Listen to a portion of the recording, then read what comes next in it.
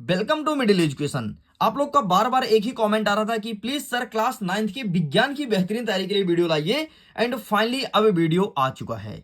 यहां पर जितने क्वेश्चंस दिए गए हैं सारे क्वेश्चन को बेहतरीन ढंग से प्रिपेयर कर लेना, वन शॉट में पूरा का पूरा दिमाग में बैठा लेना, क्योंकि जिस प्रकार से आपने गणित में फोड़ा है, सामाजिक विज्ञान में फोड़ा है, ठीक वैसे ही विज्ञान में फोड़ने वाले हो। तो चलिए फिर बिना टाइम वेस्ट किए फटाफट हम वीडियो को स्टार्ट करते हैं। देखो, अगर आपके पेपर की बात करूं तो आपके पेपर कुछ इस प्रकार से रहेगा। टोटल आपके पेपर में 23 क्वेश्चंस देखने को मिलेगा एंड 3 घंटे समय दिए जाएंगे। इसके बाद टोटल 75 नंबर का आपका पेपर रहेगा और 8 पेज का रहने वाला है। इस चीज को ध्यान रखिएगा। एंड यहाँ पर वेरियस प्रकार के इंस्ट्रक्शन मौजूद हैं। इंस्ट्रक्शन को ध्यान ध्यान से पढ़ लो, क्योंकि इंस्ट्रक्शन बहुत ज्यादा जरूरी है। जैसे देखो, 1 से लेकर के 5 तक आपको वस्तुनिष्ठ प्रश्न देखने को मिलेगा, बाकी आगे वेरियस प्रकार के इंस्ट्रक्शन मौजूद हैं। तो चलिए स्टूडेंट्स, बिना टाइम वेस्ट किए फटाफट हम इसे ओपन करते हैं और देखते हैं कि हमारे विज्ञान में किस प्रकार से क्वेश्चंस रखे गए हैं एंड क्या होगा इनका सही आंसर। सबसे पहले हम स्टार्ट करेंगे आपके बहुविकल्पीय प्रश्न से। तो मैं इसे जूम करता हूं ताकि तुम्हारा नजर टोटल ऑन स्क्रीन होना चाहिए। हमारा प्रश्न क्रमांक 1 कह रहा है कि सही विकल्प चुन करके लिखो। पहला नंबर कहता है कि तापमान का सही मात्रक क्या है, तो इसका सही आंसर आपका ऑप्शन नंबर बा केल्विन हो जाएगा। नेक्स्ट कह रहा है मैग्नीशियम हाइड्रोक्साइड का सूत्र है, तो यहां पर हो जाएगा MgOH। ठीक है, ये हो जाएगा आपका मैग्नीशियम हाइड्रोक्साइड। नेक्स्ट कह रहा है कि लाइसोसोम उत्पन्न होते हैं, तो लाइसोसोम कहां उत्पन्न होते हैं, तो इसे यहां पर आपको लिखना है गाल्जी उपकरण में। ये आपका सही उत्तर हो जाएगा। नेक्स्ट कह रहा है कि चाल का मात्रा क्या हो जाएगा, तो मीटर पर सेकंड हो जाएगा। तो यहां पर आपका हो जाएगा ऑप्शन नंबर द इस करेक्ट आंसर, मीटर पर सेकंड इनवर्स आपका सही उत्तर है।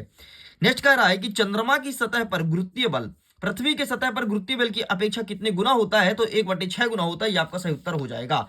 सारे प्रश्न को दिमाग में बैठा लेना, क्योंकि 100% यही क्वेश्चन आपके एग्जाम में देखने को मिलेगा। नेक्स्ट हमारा कह रहा है कि चमगादड़ निम्न तरंगे उत्पन्न करता है, तो चमगादड़ जो होता है वो पराश्रव्य मतलब अल्ट्रासाउंड उत्पन्न करता है और इसी के माध्यम से वो आगे बढ़ता है, इसी के माध्यम से वो अपना भोजन ढूंढ पाता है। तो इस प्रकार से सारे क्वेश्चन इंग्लिश में अवेलेबल है। प्लीज आप इसका स्क्रीनशॉट ले लो और बढ़िया ढंग से प्रिपेयर कर लो। इसके अलावा अगर इसके पीडीएफ को डाउनलोड करना है तो पीडीएफ का भी लिंक दिया गया है, जाइए जाकर के पीडीएफ को डाउनलोड कीजिए। नेक्स्ट हमारा कह रहा है प्रश्न क्रमांक 2, रिक्त स्थान की पूर्ति करो। पहला नंबर कहता है कि कोलाइडी विलयन में प्रकाश की किरणों का फैलना क्या कहलाता है, या फिर कौन सा प्रभाव कहलाता है, तो उसे कहते हैं टिंडल प्रभाव। तो यहां पर आपको टिंडल लिखना है। ठीक है, सॉरी टिंडल, ठीक, ये लिखेंगे। नेक्स्ट कह रहा है कि परमाणुओं के समूह जिन पर नेट आवेश विद्यमान रहता है उसे क्या कहते हैं, तो जिस पर नेट आवेश मतलब जिसमें ना तो धना आवेश हो ना तो ऋण आवेश हो, तो उसे क्या कहते हैं, न्यूट्रल। मतलब अगर हिंदी में क्या बोलते हैं न्यूट्रल को, उदासीन, तो उदासीन आयन कहते हैं और या उदासीनी आयन कहते हैं। ठीक है, तो यहां पर क्या लिखोगे, उदासीनी, उदासीनी आयन। नेक्स्ट कह रहा है कि जेम्स चैडविक ने परमाणु के अंदर किसकी खोज की थी, तो जेम्स चैडविक ने बताया कि परमाणु के अंदर भी इलेक्ट्रॉन पाया जाता है, तो उन्होंने इलेक्ट्रॉन की खोज की थी। नेक्स्ट कह रहा है कि ऐसे जीव जिसकी कोशिका में केंद्रक झिल्ली नहीं होती उसे क्या कहते हैं, उसे कहते हैं प्रोकैरियोटिक कोशिका या फिर प्रोकैरियोटिक कहते हैं। ठीक है, तो यहाँ पर प्रोकैरियोटिक लिखना है, प्रोकैरियोटिक, ये लिख के कंप्लीट करेंगे।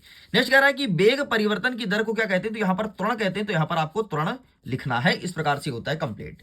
नेक्स्ट कह रहा है कि एस्थेटोस्कोप में रोगी के हृदय की धड़कन की ध्वनि डैश डैश के कारण डॉक्टर के कानों तक पहुंचती है, तो वो पड़ती है परावर्तन के कारण। ठीक है, परावर्तन उसमें होता है स्टेथोस्कोप के अंदर, तब जाकर के मनुष्य का जो हृदय का धड़कन है वो डॉक्टर के कानों तक पहुंचती है। आगे बढ़ते हैं। तीसरा नंबर कह रहा है सत्य असत्य लिखो।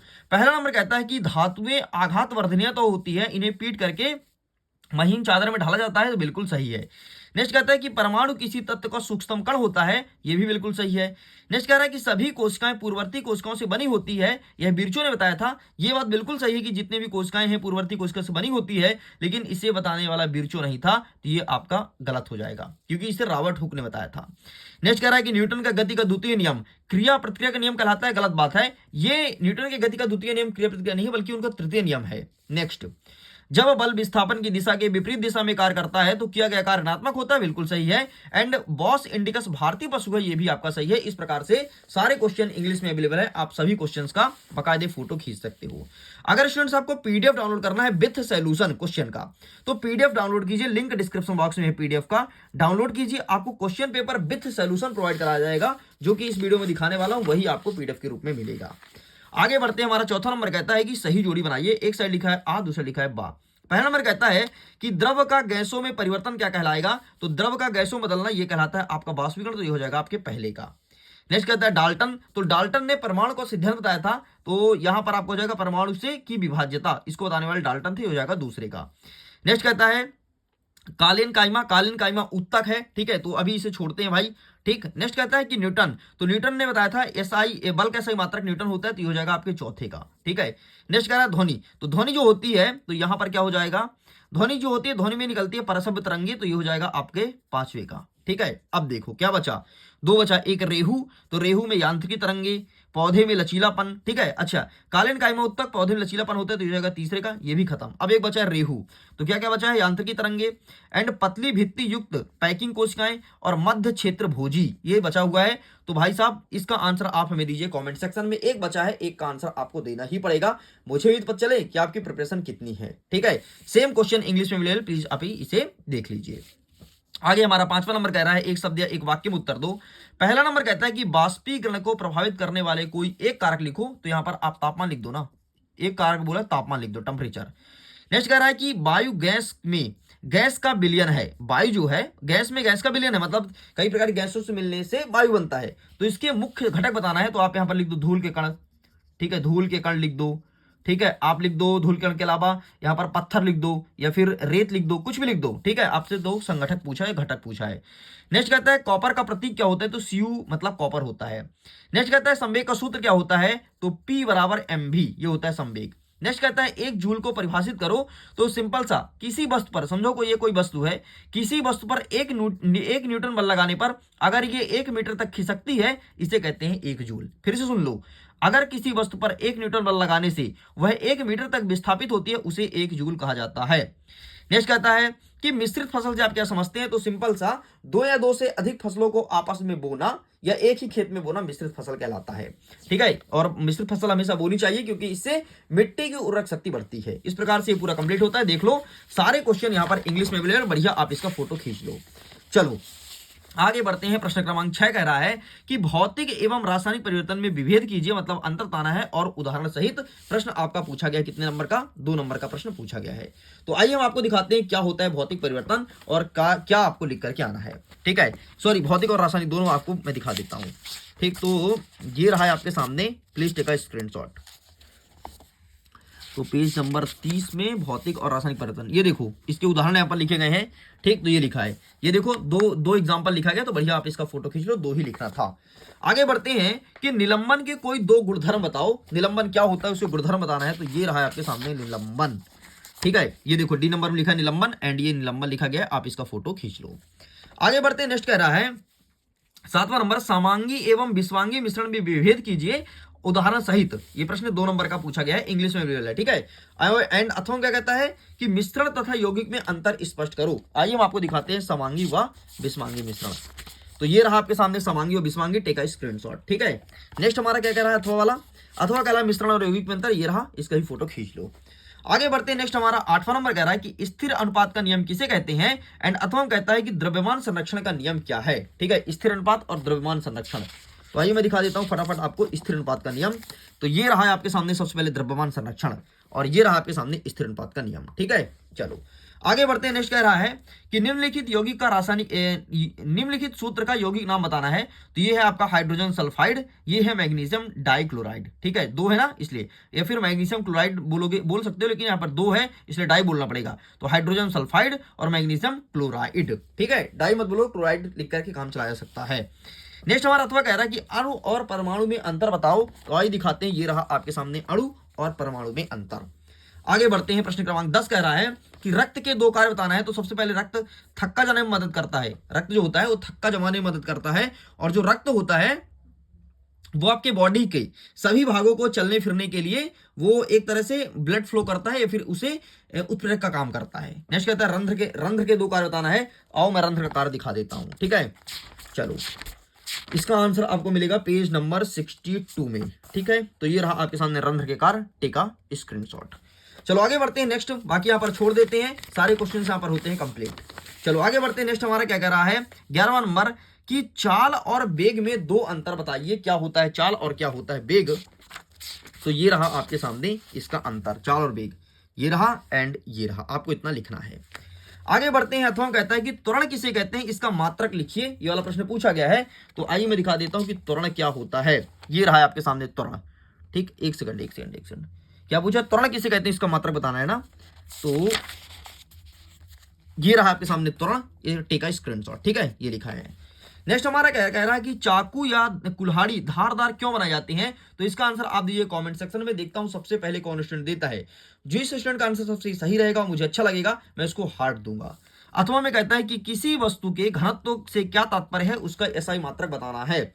तो किसी वस्तु के घनत्व से क्या तात्पर्य है, आइए हम देखते हैं घनत्व क्या होता है।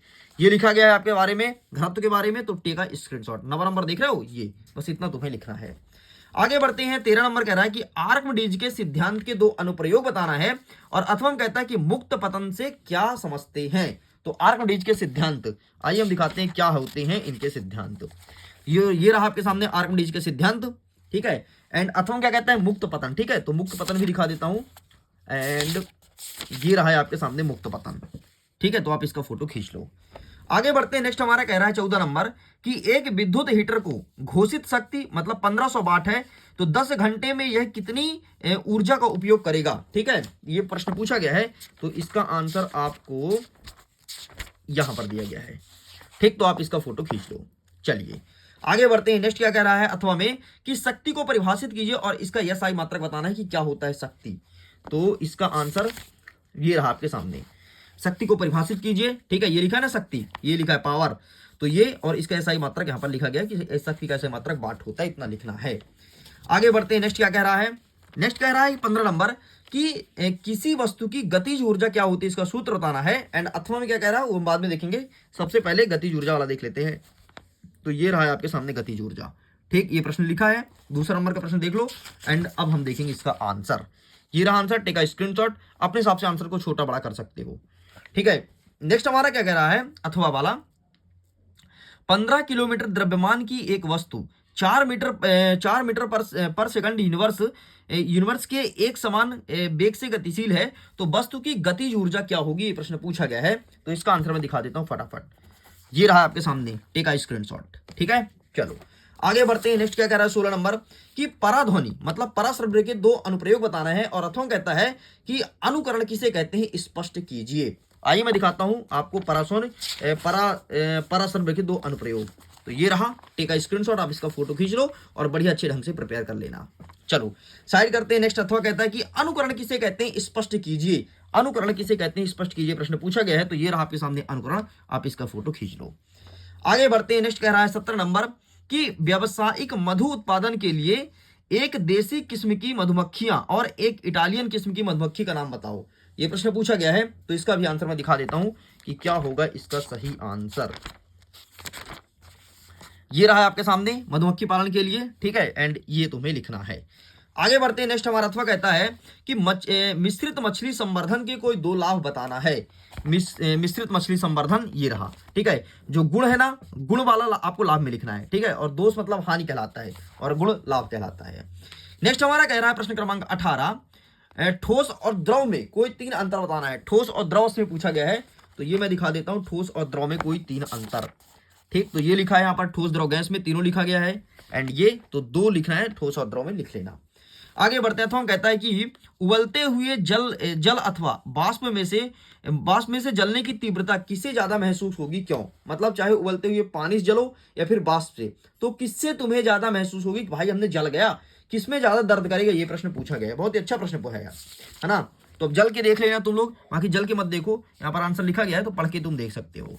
चलो आगे बढ़ते हैं। नेक्स्ट क्या कह रहा है, नेक्स्ट हमारा 19 नंबर कह रहा है कि अंतः द्रव्य जालिका की संरचना को स्पष्ट करना है और इसके 2 प्रकार भी बताना है, प्रत्येक का एक कार्य लिखो। ठीक है, अंतः द्रव्य जालिका।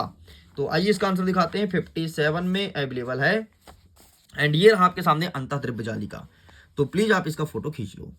चलो आगे बढ़ते हैं। नेक्स्ट क्या कह रहा है अथवा में कहता है कि माइटोकॉन्ड्रिया, एक सेकंड में दिखा देता हूं जरा। ये रहा आपके सामने। अथवा कहता है कि निम्नलिखित कोशिकांगों के 2 कार्य बताना है, माइटोकॉन्ड्रिया, गाल्जी का एंड लाइसोसोम। ये पूछा गया है। तो ये रहा, सबसे पहले आप देखो, ये लिखा है लाइसोसोम, नीचे लिखा है गाल्जी का एंड आपको दिखा देता हूं माइटोकॉन्ड्रिया। तो ये लिखा है आपके सामने माइटोकॉन्ड्रिया। ठीक है, इसका फोटो खींच लो। चलिए आगे बढ़ते हैं। नेक्स्ट हमारा कह रहा है प्रश्न क्रमांक 20, बस की छत पर रखे सामान को रस्सी से बांधा जाता है, क्यों? ऐसा क्या रीजन है कि बस पर जो सामान रखते हो उसे रस्सी से बांधा जाता है? अरे बोलोगे सर नहीं बांधे तो लुढ़क नहीं जाएगा। अरे लुढ़क तो जाएगा, लेकिन साइंटिफिक रीजन क्या है? ठीक है, ये चीज तुम्हें बताना है एंड ये रहा आपके सामने आंसर। आगे बढ़ते हैं नेक्स्ट अथवा कहता है कि गति के द्वितीय नियम की व्याख्या करना है एंड संवेग का जैसा ही मात्रक बताना है। तो न्यूटन का सेकंड लॉ आपको बताना है, सिंपल सा। ठीक है, तो ये कौन सा प्रश्न है? प्रश्न क्रमांक 20 एंड इसका आंसर ये रहा आपके सामने। सबसे पहले संवेग वाला देख लो। ठीक, ये और न्यूटन का सेकंड लॉ ना, तो गति के संबंधित द्वितीय नियम, रुकना ये दिखाता हूं। ये रहा गति का द्वितीय नियम। ठीक, तो द्वितीय नियम यहां से उठा के लिख देना। आगे बढ़ते हैं, नेक्स्ट क्या कह रहा है? प्रश्न क्रमांक 21, समस्थानिक और संभारिक को उदाहरण सहित परिभाषित करना है और समस्थानिकों के दो उपयोग भी बताना है। अर्थवा कहता है कि रदरफोर्ड के परमाणु मॉडल को परिभाषित करना है और इसकी कमियां भी बताना है। आइए सबसे पहले हम देख लेते हैं समस्थानिक वाला, फिर आगे कवर अप करेंगे। तो आपको जाना पड़ेगा इसके लिए पेज नंबर 50 में एंड ये यहाँ पर लिखा गया है समस्थानिक और संभारिक। आप इसका फोटो खींच लो। आगे बढ़ते हैं, नेक्स्ट क्या कह रहा है कि रदरफोर्ड के परमाणु मॉडल अथवा वाला पूछा गया है। तो इसका आंसर मैं दिखा देता हूं, ये रहा है आपके सामने रदरफोर्ड की परमाणु मॉडल की कमियां, और इसका मॉडल पूरा समझाने के लिए ये रहा। एक सेकंड, ये तो बोर का है। ये रहा आपके सामने रदरफोर्ड का परमाणु मॉडल। लगभग बोर और रदरफोर्ड का सेम है यार, कोई डिफरेंस नहीं है। चलो आगे बढ़ते हैं, नेक्स्ट क्या कहता है 22वां नंबर कि न्यूरॉन के तंत्रिका कोशिका चित्र बनाना है और अथवा कहता है कि अस्थि और उपस्थि में अंतर दीजिए। आइए देखते हैं न्यूरॉन के तंत्र का चित्र कैसे है। ये रहा है आपके सामने चित्र। इस प्रकार से बड़ी चित्र की प्रैक्टिस कर लो, क्योंकि ये चित्र पिछले 4 सालों से लगातार पूछ रहा है। ठीक है, एंड अस्थि और उपस्थि में अंतर, इसका आंसर आपको स्वयं देना है। नेक्स्ट कह रहा है हमारा 23वां नंबर, किसी वस्तु को 16 मीटर की दूरी 4 सेकंड में तय करती है, पुनः 16 मीटर की दूरी 2 सेकंड में तय करती है, तो औसत चाल क्या होगा? ये प्रश्न पूछा गया है। तो इसका आंसर मैं दिखा देता हूं, ये रहा तुम्हारे सामने। ठीक, फोटो खींच लो। आगे बढ़ते हैं, अथवा में क्या कहता है कि एक समान गति को परिभाषित करना है। तो आइए हम दिखा देते हैं क्या होता है एक समान गति। तो ये रहा आपके सामने एक समान गति। ठीक है, ये एक समान गति ये रहा। नेक्स्ट हमारा इसी में दूसरा प्रश्न क्या कहता है कि एक समान त्वरण से चल रही एक वस्तु की गति की व्याख्या कौन से 3 समीकरण के माध्यम से की जा रही है? ये प्रश्न पूछा गया है। तो इसका आंसर यहां पर अवेलेबल नहीं है, बाकी पीडीएफ में मैं आंसर अपलोड कर दूंगा। तो इस प्रकार से स्टूडेंट्स मैं पूरा का पूरा प्रश्न पत्र ही कंप्लीट कर दिया हूं।